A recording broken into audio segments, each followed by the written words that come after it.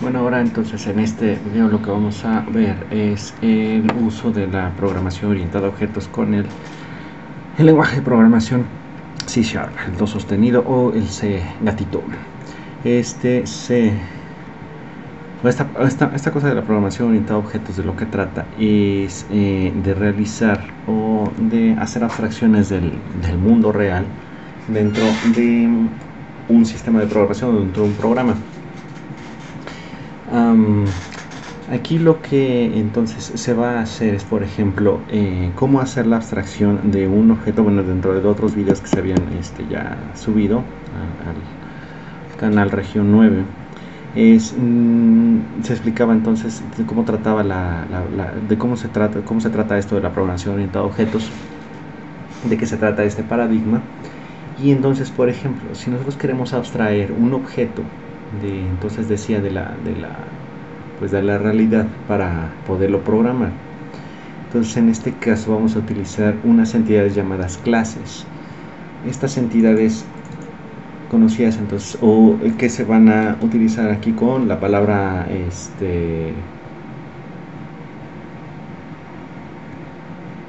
la palabra clave class aquí. ¿Cómo se van entonces a estructurar? La estructura entonces de las clases en esta programación orientada a objetos, que va a ser entonces nuestra unidad con la que vamos a estar trabajando. Vamos a colocar un tipo de identificador, no un identificador, sino más bien este tipo entonces de palabras clave, porque vamos a tener aquí que van a ser modificadores, que bueno, por el momento entonces todo lo vamos a estar manejando como tipo público, de que se tiene acceso en cualquier parte del programa. Entonces esta clase va a ser de tipo pública, va a tener entonces este modificador de acceso. Posteriormente entonces se utiliza la palabra clave class para identificar que es una clase, y posteriormente el nombre de la clase utilizando o siguiendo entonces el mismo las mismas reglas que se utilizan para identificar o nombrar variables, en el que nada más se deben de utilizar letras mayúsculas, minúsculas, números y guiones bajo. Generalmente, por convención, lo que se hace en los nombres de las clases es siempre iniciarlas con letras mayúsculas, y posteriormente entonces ya colocar los nombres, las letras minúsculas, mayúsculas, siguiendo también una notación de tipo camello, o los números y guiones bajos. Posteriormente entonces estas clases van a estar compuestas de dos, valga así la super redundancia, componentes principales: los atributos y los métodos. Por un lado entonces los atributos van a estar representados por variables, por diferentes tipos de variables. Todas ellas entonces van a estar, digamos, como que encerradas, o después se verá eso, encapsuladas dentro de la clase, y se puede utilizar cualquier tipo de variable, ya sea primitiva o no. En este caso entonces vamos a tener que igual se pueden colocar esos atributos atributos o modificadores, el tipo de variable entonces que se va a estar manejando. En este caso tenemos aquí dos cadenas de texto o strings y dos enteros, ¿no? Y después entonces, bueno, se van a nombrar las variables con las mismas reglas que se vienen manejando para cómo nombrar o darle ese sobrenombre a las variables, a ese sobrenombre entonces a los espacios en memoria con los que se va a estar trabajando durante todo el programa.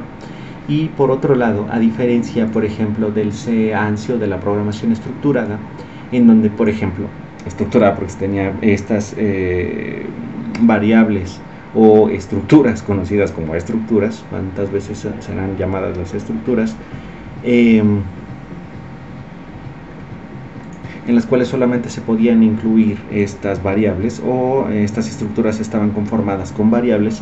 En este caso las clases van a contar, además de estos atributos o variables, con métodos o funciones de manera interna, que, como decía anteriormente, entonces están encerrados dentro de esta clase. Estos métodos también pueden tener estos modificadores de acceso, y van a seguir entonces las mismas reglas de las funciones, de que si se requiere que retornen algún valor, colocarle aquí entonces el tipo de valor con el cual van a regresar, o si no van a regresar ningún valor, utilizar la palabra void, y después colocar entonces el nombre del método siguiendo las convenciones normales para nombramiento de métodos o de funciones. Y después entonces dentro de llaves colocar el cuerpo de la misma función o de método, el cual es lo que va a realizar entonces, ¿no? Hasta ahí no hay ningún problema, sigue siendo tal cual se ha estado trabajando. Sin embargo, en la programación estructurada, por ejemplo, entonces aquí sigue, como decía yo, encapsulada o encerrada dentro de esa clase. Puede realizar algunas cosas, tenemos aquí estos atributos como si estuviéramos hablando de variables globales o de variables locales nada más dentro de esta parte. Sin embargo, en el momento ya de trabajar directamente entonces con estos tanto atributos como métodos de la clase, lo que se tiene que hacer es, a partir de otra clase que tenga el mismo modificador de acceso, generalmente de nuestra clase que nosotros colocamos, que va a estar fuera de la misma clase, y que se ha observado entonces que por lo general en el manejo aquí de la programación en el C# se va a tener que existe una clase que se llama program, que es directamente la del programa, la cual va a contener el método principal, que es el main, en el cual los métodos estáticos pueden ser ingresados sin crear objetos de clase, que bueno, eso posteriormente se observará cómo funciona esta palabra o este modificador, palabra clave o modificador estático. Entonces aquí ya tenemos que vamos a tener varias, o por qué tenemos toda esta cantidad de palabras clave, para simple y sencillamente definir aquí la función main, cuando anteriormente en la programación estructurada en C ANSI se ponía int main y ya, hasta ahí se acabó, o void main y hasta ahí se acababa. Pero no, aquí vamos a tener entonces cómo se van a ir ingresando a estas funciones por medio de otras, y también agregando esta parte de las clases y los objetos. Una de las primeras partes que tenemos que ver entonces con la programación orientada a objetos es algo que se conoce como instancia de clase. Esa instancia de clase es de que nosotros vamos a utilizar, ¿cómo se puede llamar esto? Esta clase como una especie de plantilla para asignársela a un tipo de variable que va a contener entonces todo lo que se encuentra en esta plantilla. Y esa instancia o la instancia de las clases se va a realizar de la siguiente manera. En primer lugar, se tiene que colocar el nombre de la clase. Nombre de la clase. Nombre de la clase. En este caso tenemos el nombre de la clase, va a ser carro. Después la variable que va a ser mi objeto. Por eso lo estoy colocando aquí como mi obj, que va a seguir las mismas convenciones que se utilizan para nombrar variables. Después igual la palabra new, y se va a colocar de nuevo el nombre de la clase seguida por paréntesis, y finalizamos con el punto y coma, por supuesto. Esta cosa de aquí, para ir adelantando, se le conoce como constructor de la clase, pero hasta ahí lo dejamos para no hacer tanta que no se encuentre tantos conceptos en este video. Bueno, entonces ya tenemos esta parte de aquí, y con esto se está haciendo entonces la instancia de la clase. Siempre se debe de quedar entonces como una especie de mantra, donde se va a colocar el nombre de la clase, el nombre del objeto igual a new, y el nombre de la clase seguida por paréntesis, y ya. Esto es la instancia de un objeto. Una vez que se hace la instancia de ese objeto, ahora sí, con este, que va a ser precisamente el objeto, el cual está tomando todos estos atributos y métodos de la clase, de esta plantilla, que le estamos llamando entonces ahorita como plantilla o clase, se va a poder ingresar a ellos por medio del uso del punto, de la misma manera que se hacía con las estructuras en la programación en C ANSI y en algunas otras lenguajes de programación con el paradigma estructurado. Entonces, ahora sí, yo puedo ingresar directamente a mis atributos o utilizarlos como unas variables, solamente refiriéndome al objeto y después colocando punto, y ahora sí puedo ingresar a mis atributos, modificarlos, mostrarlos, obtenerlos, hacer ya cualquier cosa con ellos directamente. Y también aquí entonces, por ejemplo, max velocidad, colocarlo como por ejemplo a 200, ¿no? Y se puede entonces mostrar en consola los valores de color y de máxima velocidad que va a tener esto, ¿no? Vamos a ejecutarlo. Y aquí faltó alguna cosilla. Entonces, bueno, entonces lo que escribo aquí, lo que se está haciendo es ingresar directamente con el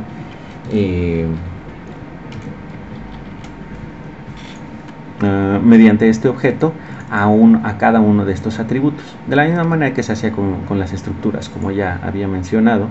Ahí está, ¿no? Entonces vamos a tener, ¿qué cosa?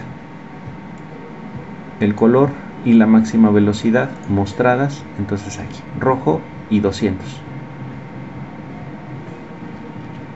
Hasta ahí, bueno, no parece mucha diferencia, no parece tener muchísimas diferencias con otra programación. Sin embargo, ¿qué pasa con esto? Por ejemplo, si lo podemos colocar en alguna especie como de videojuego, cada uno de estos objetos va a representar a cada uno. Por ejemplo, si estuviéramos manejando algún videojuego que tratara sobre automóviles, en el que cada uno de ellos entonces va a representar a cada uno de los automóviles que vayan saliendo en pantalla. A diferencia, por ejemplo, de lo que se tenía en algunos otros, en los juegos un poco más antiguos, en donde muchísimos personajes o muchísimos escenarios eran todos iguales, seguían un mismo patrón y todo era igual. Mediante la programación orientada a objetos y salvando sobre todo los recursos de memoria y todas esas, sobre todo por ejemplo también memoria de tanto la memoria de programa como la memoria de la tarjeta de video y todas estas, vamos a tener la ventaja entonces de que con esta plantilla que tenemos podemos crear diferentes objetos con diferentes atributos. Ahí están todos estos atributos donde estamos modificando tanto el modelo, el color, la velocidad máxima y el año. Modelo, color, máxima velocidad y el año. Y dentro del programa, cuando ya se esté ejecutando el programa en memoria, lo que vamos a tener es diferentes objetos que se pueden ir manejando, que van a tener diferentes propiedades, y entonces así vamos a hacer que el programa tenga una mayor variedad, que en el caso, por ejemplo, si seguimos entonces con este ejemplo, que van a ser del videojuego, se va a tener entonces diferentes automóviles que van a estar mostrándose, ya decía yo, en pantalla, con diferentes atributos, y entonces esto lo hace un poco más interesante, no solamente vamos a tener ese mismo fondo de Hanna-Barbera en donde se va repitiendo una y otra vez lo mismo, ¿no? O que todos los enemigos son exactamente el mismo, no hay ninguna diferencia, y entonces así se vuelve pues tedioso el juego, ¿no? Porque se puede encontrar la forma, por ejemplo, de derrotar a cada uno de estos enemigos, y como todos son exactamente iguales, bueno, va a ser uno tras otro, tras otro, tras otro.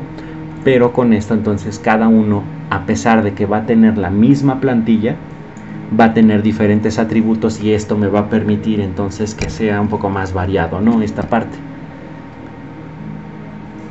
Y entonces, por ejemplo, yo ya puedo mandar a llamar cada una de estos atributos o cada uno de los métodos, que por ejemplo aquí ir a la máxima velocidad, ¿no? Y entonces cuando yo mando con el objeto que creé mediante la plantilla o la clase carro, con el objeto que se llama Opel, que generó con new carro, paréntesis, entonces va a tener todas estos atributos. Yo mando a llamar entonces un método de máxima velocidad de full speed, y aquí voy a tener, ¿no?, el auto Astra. ¿Por qué razón? Es el modelo. Lo que está haciendo aquí es entonces irse, a pesar de que tiene otro nombre, se va a ir directamente a esta plantilla, va a esta plantilla, ya rellenamos entonces todos estos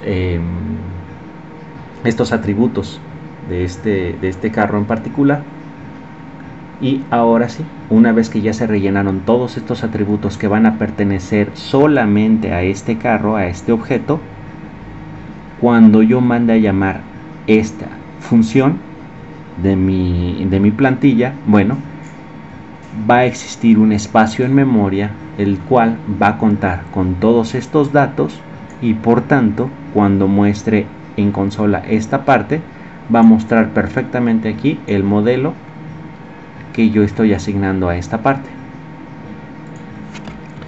Si por el contrario yo pusiera aquí full speed, que inclusive el mismo editor ya me empieza a ayudar y me empieza a mostrar entonces todos estos atributos y métodos. Por ejemplo aquí por punto, y ya me muestra entonces el año, color, máxima velocidad, modelo y el método, ¿no? Bueno, sí, se observa entonces también uno de los videos acerca de de los diagramas de clase. Se va a observar entonces que esto por convención, estos cuadritos o estos rombitos en color azul y magenta van a representar, bueno, cian y magenta. Los de color cian van a representar entonces a los atributos, y los de color magenta van a representar a los métodos o funciones, ¿vale? Y que va a tener algunos otros adicionales, ¿no? Pero bueno, entonces eso seguirán viendo posteriormente. Ya salvamos aquí, esto de aquí lo saco, venimos para acá, y aquí entonces ya me muestra, ¿no?, que el auto Mustang, en este caso, que con este modelo, va a la máxima velocidad cuando yo mando a llamar esta función dentro de este objeto. Y por otro lado, no sé por qué se está presionando esa cosa, me está mostrando aquí entonces del carro Opel, o de este objeto Opel, ahora con full speed, pero modificando el modelo. Y durante toda la vida del programa, hasta que lo termine, va a tener, o al menos dentro de todo el tiempo de vida del programa, o que se modifique, va a tener entonces todos estos atributos, y yo voy a poder mandar a llamar directamente con esto. Entonces ya no va a ser absolutamente necesario de tener que colocar muchas variables para a lo mejor un solo objeto, un solo objeto dentro de, seguimos con el ejemplo del videojuego, dentro de este mismo videojuego, y entonces el código se hace un poco más pequeño. Lo que en este caso no consta a lo mejor de 52 líneas, mediante el uso de la programación estructurada llevaría a lo mejor unas 100 o 120 líneas, que es muchísimo más, porque se tiene que ir colocando algunas otras variables, se tienen que ir generando estructuras, iniciarlas, bueno, entre otras cosas, ¿no? Pero bueno, esta es una de las ventajas entonces que va a tener la programación orientada a objetos, y sobre todo cuál es su uso dentro del C#, que es muy cercano entonces a otros lenguajes de programación orientada a objetos como Java, también, o un lenguaje sobre todo multiparadigma como Python o Kotlin, o algunos adicionales que también se pueden encontrar aquí en el canal, ¿no? Entonces, bueno, dejo este código en el repositorio de GitHub. Y bueno, esta sería la primera parte de del uso del paradigma de programación orientada a objetos dentro de estos videos del lenguaje C#, ¿vale? Entonces, hasta aquí esto. Adiós.